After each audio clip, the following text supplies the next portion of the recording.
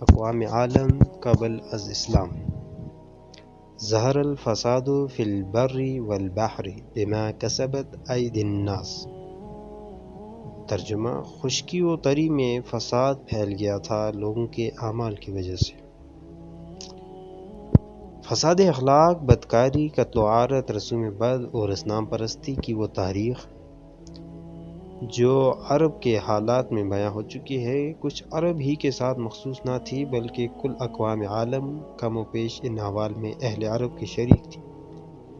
فارس و روم کی اس زمانے کی تاریخ کا ایک ایک صفحہ اس بات کی شہادت دے رہا ہے کہ شراب نوشی، بدکاری، قتل و غارت اہل فارس و روم کے لیے روزمرہ کی زندگی کا ایک دلچسپ مشغلہ تھا، جس میں ان کے ادنا و اعلیٰ سب برابر کے شریک تھے۔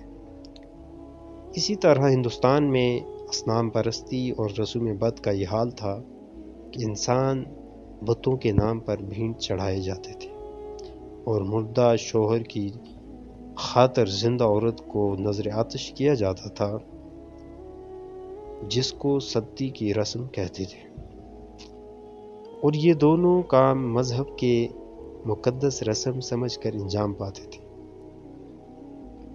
اس طرح دوسری قوموں اور دوسرے ملکوں کا حال تھا۔